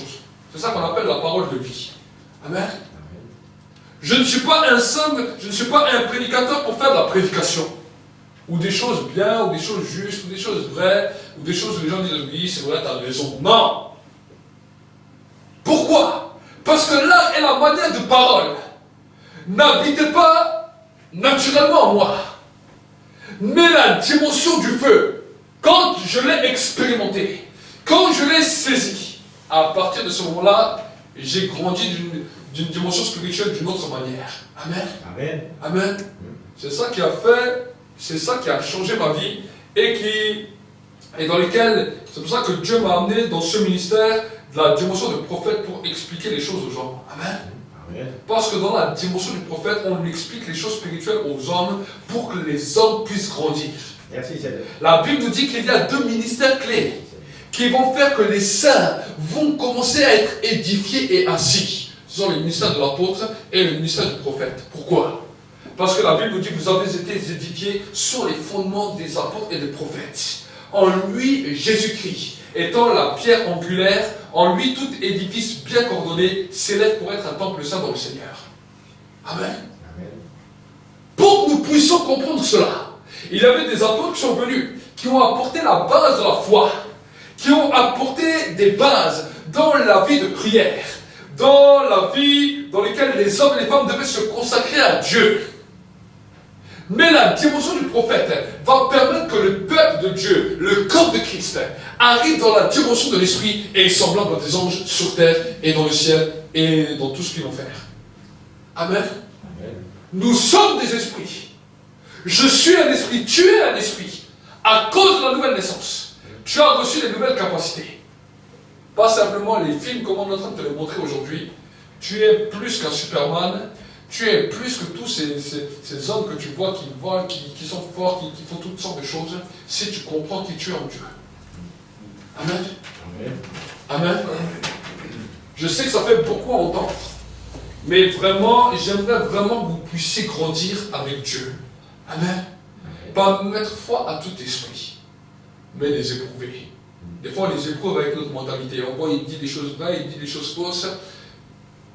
Ce n'est pas la dimension de la parole qui est importante. C'est l'esprit qui est derrière. Amen. Amen. Amen. C'est l'esprit qui est derrière. Des fois, en tant qu'être humain, on peut se tromper. on peut dire quelque chose qui n'était pas forcément de Dieu, mais l'esprit qui est derrière, qui nous animait, était Dieu. Donc même si la chose n'est pas forcément totalement claire ou bien descriptive, parce que l'esprit qui est derrière est Dieu, Dieu confirme sa parole. Amen. D'autres personnes peuvent vous dire des choses très belles à la parole humaine, mais dans lesquelles l'esprit de Dieu n'est pas derrière. Attention à l'esprit dans lequel nous allons accepter la révélation. Amen. C'est pour cela que vraiment dans l'église, c'est important de passer du temps dans la prière, dans le jeûne, dans la lecture de la parole, pour que maintenant vous puissiez reconnaître le feu. Amen. Amen. Que le feu puisse vous visiter, que vous puissiez le reconnaître. Maintenant que vous l'avez reconnu, il y a une compréhension qui est là. Ça veut dire non seulement la lumière est venue, mais maintenant vous avez compris les choses. La Bible nous dit que quand on prêche, quand on enseigne, et que maintenant c'est une révélation qui vient de Dieu, c'est l'onction qui est libérée. Le diable n'aime pas ce genre de message. Parce qu'il y a des choses qui sont révélées dans le monde spirituel. Même lui-même, quand il entend la voix de Dieu, il reconnaît le feu. Amen. Amen. Comment un démon peut reconnaître quand c'est Dieu qui parle et quand Dieu ne parle pas? Il sait c'est quoi le feu. Amen. Les anges n'ont pas reçu le feu dans leur parole. Les anges l'ont reçu sur leur corps. Mais la Bible nous dit que quand Dieu parle, c'est un feu dévorant. Et quand il a voulu faire des enfants, pourquoi la Bible nous dit que nous, en tant qu'enfants de Dieu, nous sommes supérieurs aux anges? C'est que le feu ne nous enveloppe pas seulement le corps, mais le feu a la capacité d'envelopper notre bouche. Tu n'as pas compris ce que j'ai dit?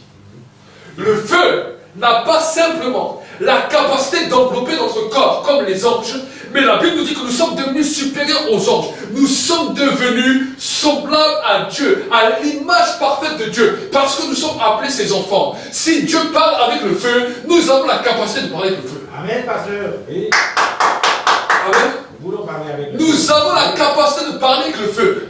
Voilà pourquoi, quand les apôtres ont commencé à parler en langue, ils n'ont pas parlé en langue tant que le feu n'était pas libéré sur leur vie. Tu entends? La Bible nous dit les flammes de feu se posèrent sur chacune des têtes et ils se mirent à parler en d'autres langues. Amen. Oui. Amen. Une langue qui n'était pas encore définie. Les démons connaissaient beaucoup de langues. Ils ont connu toutes les langues quand Dieu a séparé les hommes à travers les langages, l'allemand, le français, l'anglais, tout ce que tu veux. Mais quand il a libéré le feu sur les hommes, il a donné un nouveau langage. Amen. Oui. Il a donné un nouveau langage. C'est pour ça qu'on dit que c'est le langage des anges. Oui. Amen. Amen. Le langage du ciel. Donc si nous commençons à comprendre cela, nous allons grandir. Amen. Amen. Voilà pourquoi la prière n'est pas faite à voix basse, ou en silence, ou en sourdine. Ce qui est fait en silence, c'est l'écoute. Mais la prière doit être faite à haute voix. Amen.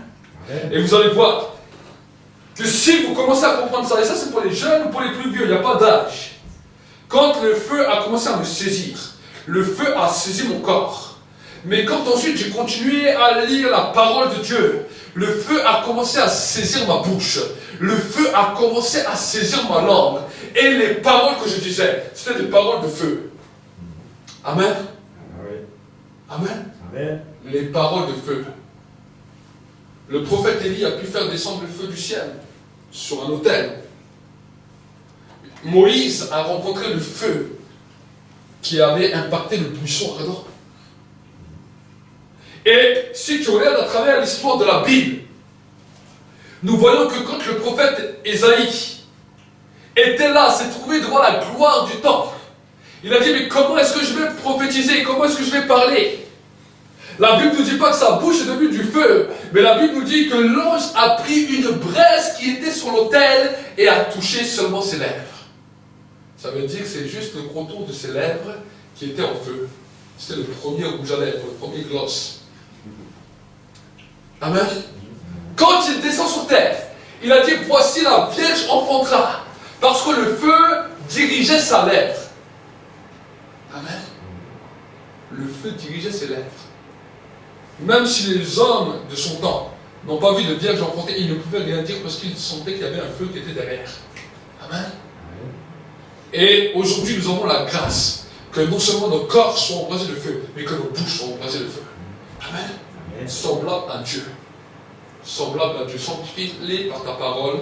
Ta parole est la vérité. La Bible nous dit sans la sanctification et sans la paix avec tous, personne ne verra Dieu. Quand Dieu nous parle de sanctification, il nous parle de la sanctification par la parole. La Bible nous dit que la parole est un feu dévorant. C'est-à-dire sans feu et sans paix, il n'y aura personne qui verra Dieu. Amen. La paix, quel genre de paix? La paix seulement parmi les hommes? Non, la paix intérieure. Pourquoi? Parce que quand nous portons une offense, quand nous portons la haine, quand nous portons la colère, cela nous enlève la paix. Écoute-moi bien. Chaque fois qu'un problème est dans notre vie, ça nous enlève la paix. Et Jésus a dit, sans la sanctification, donc je vous décrypte, sans le feu et sans cette paix intérieure dans la vie d'un homme, personne ne pourra voir Dieu. Amen. Amen. Donc voilà, vous voulez vous être sanctifié. C'est ça ce qu'on appelle la sanctification. Le feu qui grandit en vous. Le feu qui grandit en vous. Le feu qui grandit en vous. De sorte que là où vous êtes embrasé. Moi j'ai commencé à faire, ça fait quelques années que je commence à... Depuis ma conversion, j'ai parlé du feu, mais vu qu'au début je ne comprenais pas tout, je prêchais aussi sur d'autres sujets, mais chaque fois que je parlais du feu, les gens venaient me dire ce qu'ils expérimentaient. Il y avait des réunions où j'ai fait les choses. Les gens me disent, certains, leurs mains commençaient à chauffer, leurs mains commencent à brûler, d'autres, leur bouche commence à brûler, d'autres, leur cœur commence à chauffer, d'autres, ils sentaient le feu sur leur tête, certains, ils sentaient le feu dans les pieds. Et les gens venaient me poser des questions, ils me disaient, mais je ne comprends pas, il se passe tel genre de manifestation, ça, je ne comprends pas, je ne comprends pas, je ne comprends pas. Et au début, je ne pouvais pas tout expliquer. Je ne dis pas qu'aujourd'hui, je sais tout expliquer, mais avec l'expérience et avec la grâce que Dieu m'a donnée, je peux vous expliquer un peu plus de choses que hier. Amen. Amen. Et demain, je pourrais expliquer un peu plus de choses qu'aujourd'hui. Des fois même les gens sur internet m'ont dit, juste en regardant votre vidéo, quand vous avez parlé de ça, j'ai été touché, ma mère a commencé à brûler, à chauffer, à trembler. Les gens commencent à me dire. D'autres leur cœur, d'autres qui sentaient le feu dans le ventre. Et moi-même aussi, dans ma vie spirituelle, le feu, je l'ai senti dans différents endroits. Dans différents endroits. Certains ils peuvent avoir les oreilles qui commencent à chauffer, d'autres ils peuvent avoir ça. C'est menacé, hein. Amen. Mais c'est une réalité. Le feu peut se manifester de 1001 manières. À nous maintenant d'être attentifs. Amen. Amen. D'être attentifs. Vous avez vu, le feu, il te tue des fois les oreilles. Amen. À nous maintenant d'être attentifs. Et à nous de ne pas mettre foi à tout esprit, mais de chercher Dieu. Amen. Amen. Vous êtes un esprit quand vous avez accepté Jésus. Alors si vous rentrez dans le monde des esprits, les sorciers ne peuvent pas faire ça. Ils rentrent dans le monde spirituel à travers des démons. Ils sont liés, ils sont bloqués à travers les mauvais esprits. Mais nous sommes semblables à un ange. Pourquoi? Parce que dans notre chair, nous sommes semblables à un homme. Mais dans l'esprit, nous sommes semblables à un ange à cause du Saint-Esprit qui est venu nous remplir. Amen. Amen. À cause du Saint-Esprit qui nous a amenés dans la dimension de l'esprit. Nous allons prier alors ensemble.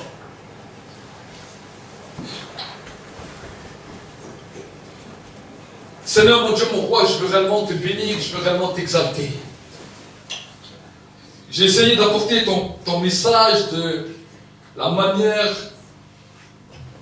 la plus simple et avec mes simples mots. Mais je te demande, Seigneur mon Dieu, mon roi, de commencer maintenant à libérer ta grâce sur le peuple.